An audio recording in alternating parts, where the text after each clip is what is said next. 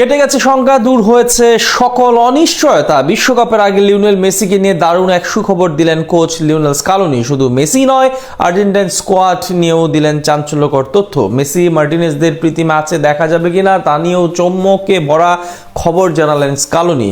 বিশ্বমঞ্চে মাঠে নামার আগে আকাশী নীলদের নিয়ে তবে গোপন কোন খবর ফাঁস করলেন স্কালোনি, সেটাই থাকছে প্রতিবেদনে। উদয়ের পথে শনিকার বাণী, ভয় নাই ওরে ভয় নাই, নিঃশ্বাসে প্রাণ যে করিবে দান, ক্ষয় নাই তার ক্ষয় নাই। বিশ্বকাপের মহাযজ্ঞ শুরুর আগে ঠিক বিশ্বকবির এই কবিতার লাইনের মতোই যেন এক অভয় বাণী শোনালেন Argentine mastermind Lionel Scaloni. Argentine সমর্থকদের মনে যে আশঙ্কার কালো মেঘ জমেছিল তা এক তুড়িতেই উড়িয়ে দিলেন বিশ্বজয়ী এই কোচ। ফলে কোটি ভক্তের বুক থেকে নেমে গেল এক বিশাল পাথর। কারণ ফুটবল জাদুকর লিওনেল মেসিকে নিয়ে এবারে আকাশী নীল শিবির থেকে এসেছে দারুণ এক সুখবর। শুধু মেসি নয়, পুরো স্কোয়াড নিয়েই বেশ ফুরফুরে মেজাজে আছে আর্জেন্টিনা, এমনটাই জানালেন স্কালোনি। আর বিশ্ব মঞ্চে মাঠে নামার আগে প্রস্তুতি ম্যাচের আবহে আকাশী নীল শিবিরের এই স্বস্তির খবর সারা পৃথিবীতে ছড়িয়ে ছিটিয়ে থাকা আর্জেন্টাইন ভক্তদের মনে প্রাণ সঞ্চার করেছে। এমনিতে বিশ্বকাপে নিজেদের প্রথম ম্যাচে লিওনেল মেসির মাঠে নামাটা এক প্রকার অনিশ্চিত ছিল, তবে এবারে সেই অনিশ্চয়তা দূর করার পাশাপাশি স্কালোনি জানালেন বিশ্বকাপের মূল লড়াইয়ে নামার আগে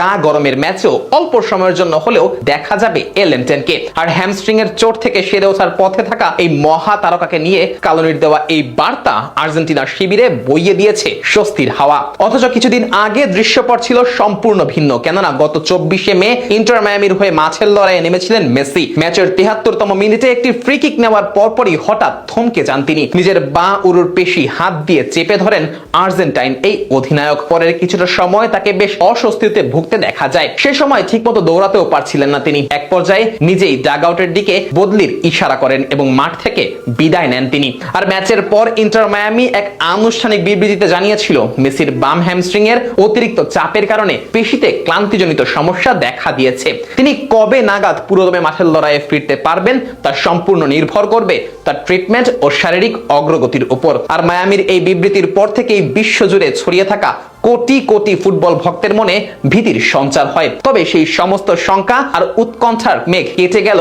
শনিবার টেক্সাসে হন্ডুরাসের বিপক্ষে প্রস্তুতি ম্যাচের আগে। সংবাদ সম্মেলনে যেখানে স্কালোনি সরাসরি মেসির বর্তমান শারীরিক অবস্থা তুলে ধরেন, তিনি জানান লিও এখন বেশ ভালো আছেন।